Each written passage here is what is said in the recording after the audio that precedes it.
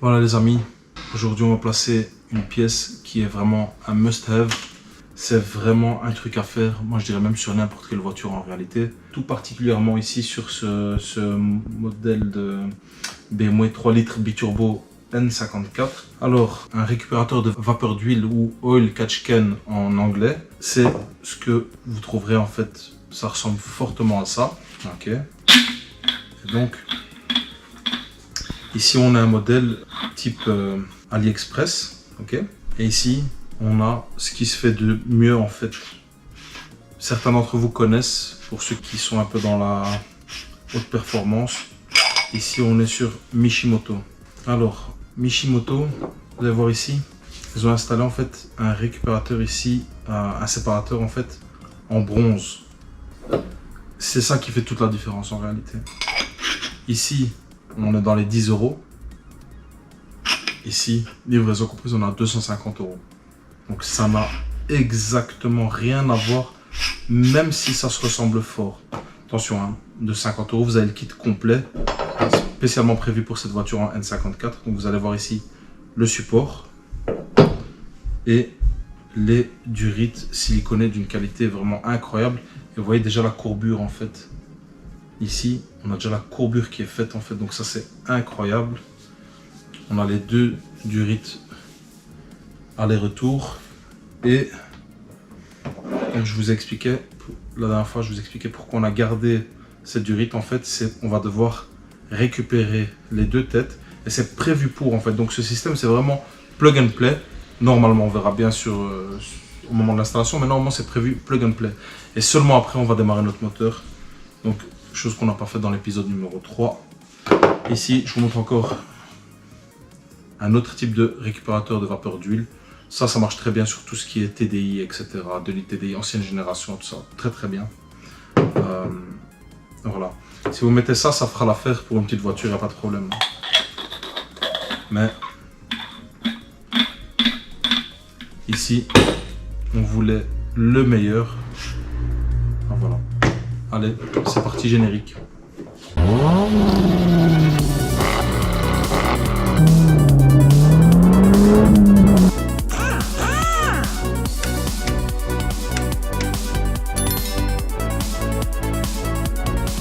Voilà les amis, donc première chose, on va devoir récupérer l'embout ici.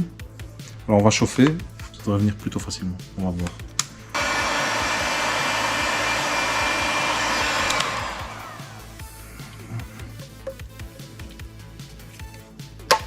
Voilà, juste comme ça. Parfait. Ça sera plutôt ici. Déjà beaucoup plus doux. Voilà, on est juste bien. Ok les amis, première des choses, on récupère ici sa pièce et on vient la clipser juste ici derrière, d'où elle vient, directement. On la remet à sa place. Voilà, dedans. Alors, on récupère sa durite sans le pli. On va venir, on va passer totalement comme ça. De droite, on la prend comme ça. On va venir se loger ici. Avant ça, elle est plus ou moins placée comme ça. Là en position, on va dire. Voilà. On récupère sa durite coudée. Et celle-là, on va venir faire le même trajet. Ok. Et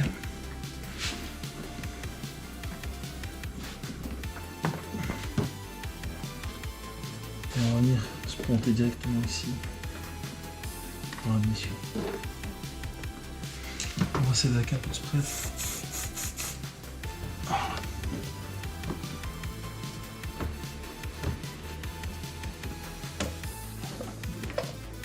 Comme ça.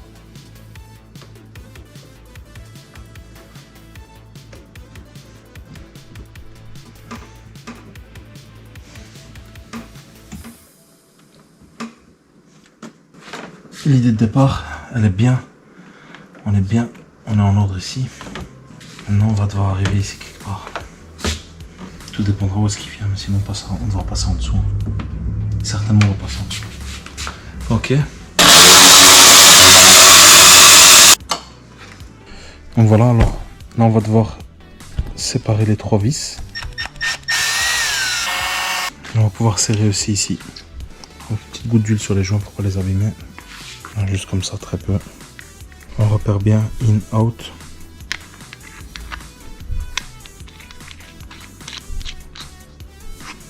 On fait un serrage à la main. Clé de 22.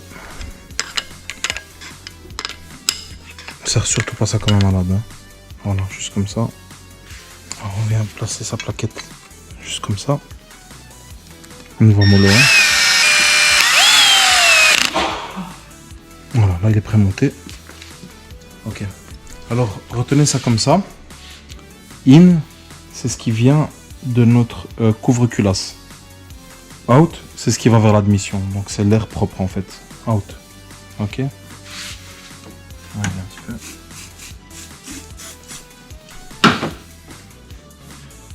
Voilà.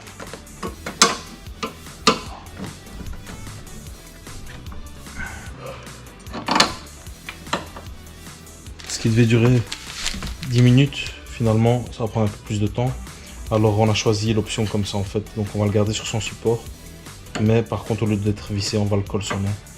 En fait, en réalité, si on a un bon support, on pourrait faire une tige filetée et le fixer comme ça. En fait, c'est tout à fait possible. Hein.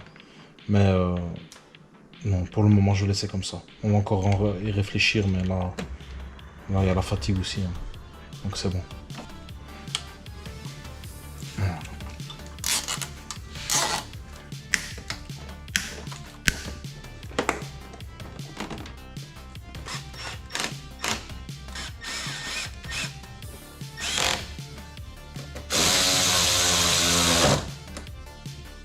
Voilà, donc elle est prête pour les tests. On va mettre la batterie, mettre 2-3 fois le contact et active les pompes. Ouais. T'es en contact là? Ouais.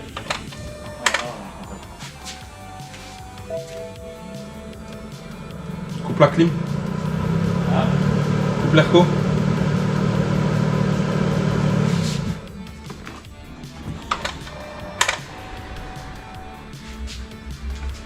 Vas-y, tente le démarrage.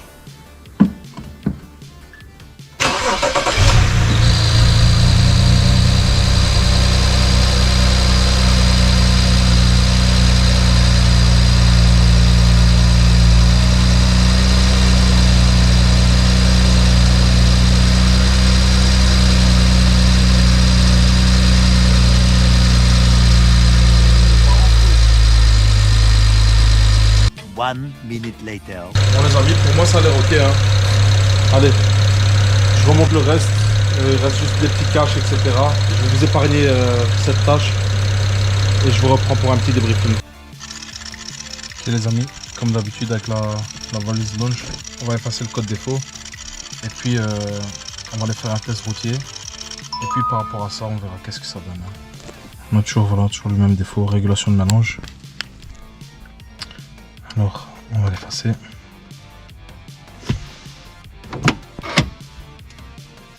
Ici, on voit qu'on n'a plus de défaut. Hein. Maintenant, il faut aller rouler, puis on refait un diag. Ok?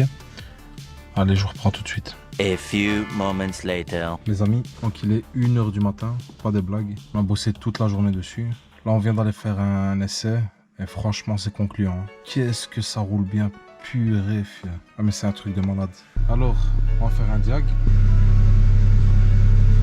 Le fils.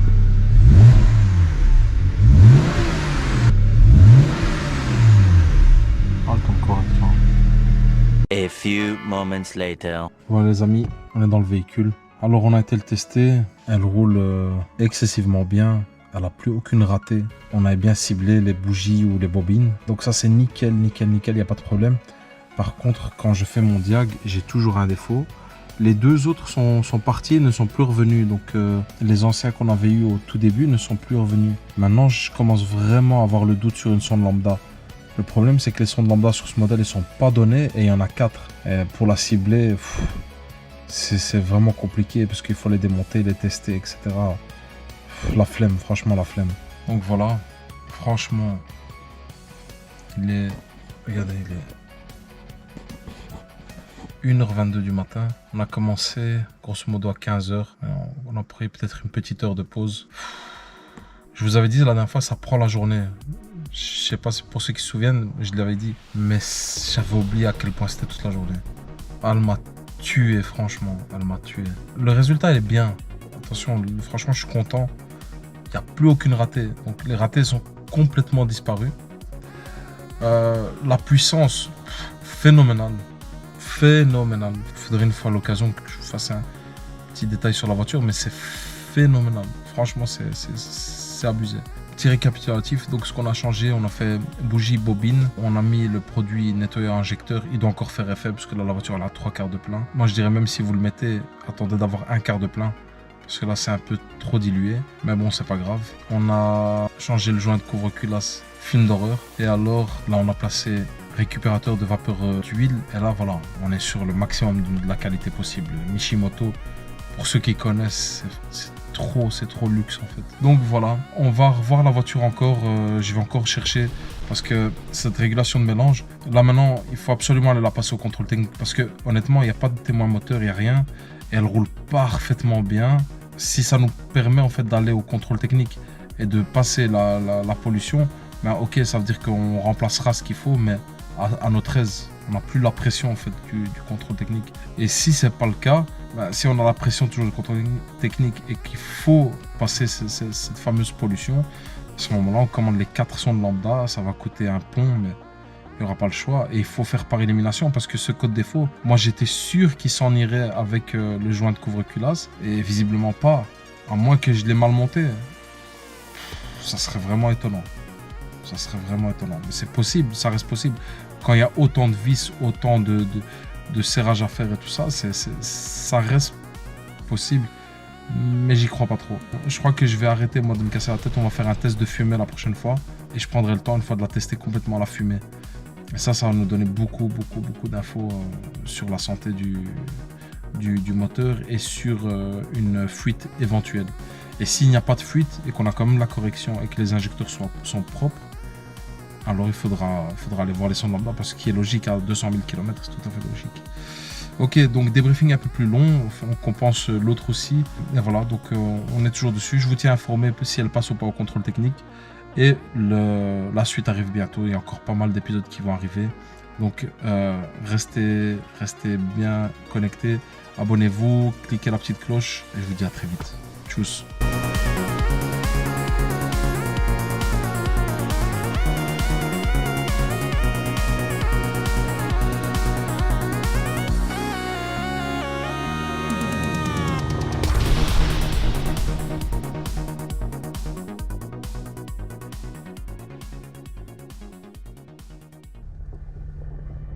Release the Kraken!